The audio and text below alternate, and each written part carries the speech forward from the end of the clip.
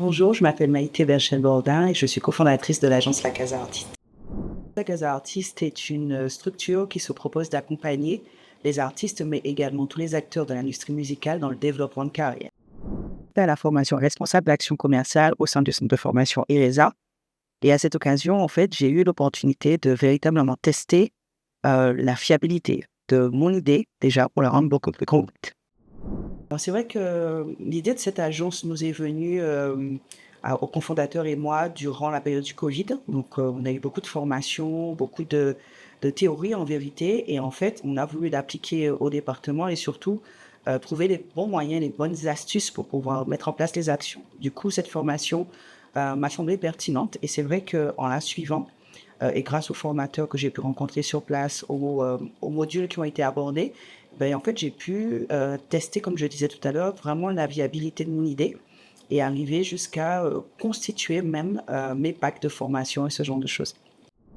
La Casa Artiste, le principal défi pour nous, c'est vraiment d'appliquer la méthodologie à notre territoire. Puisque nous intervenons dans le domaine de l'industrie musicale et c'est une industrie qui n'est pas clairement structurée sur le département. Donc, on a démarré sans base de données, sans chiffres, sans modèle existant déjà pour nous soutenir. Et c'est vrai que durant cette formation, j'ai pu justement éprouver mon idée par des moyens et des méthodes transmis par les formateurs qui m'ont permis de valider en fait la pertinence de l'idée qu'on avait au départ. Se lancer dans le monde de l'entrepreneuriat, c'est un défi, particulièrement quand on vit aux Antilles. Donc, il est toujours bien de pouvoir mettre en confrontation son idée avec des personnes qui sont déjà du milieu, sont déjà du secteur, se rapprocher des dynamiques. Et c'est vrai qu'au sein d'IRESA, on a pu trouver, entre autres, des rencontres avec d'autres entrepreneurs, discuter avec les formateurs expérimentés aussi. Et tout ça pour avoir déjà un pied dans ce monde-là, même si l'activité n'était pas encore créée.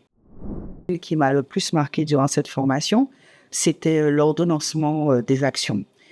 C'est vraiment quelque chose qui m'a permis de décortiquer chacun des services que j'allais pouvoir proposer et ça a eu un impact significatif dès le départ. Ça veut dire que dès le début, en fait, j'ai commencé à réfléchir à mes actions, à mes services de façon concrète dans le temps pour gérer le temps et l'argent.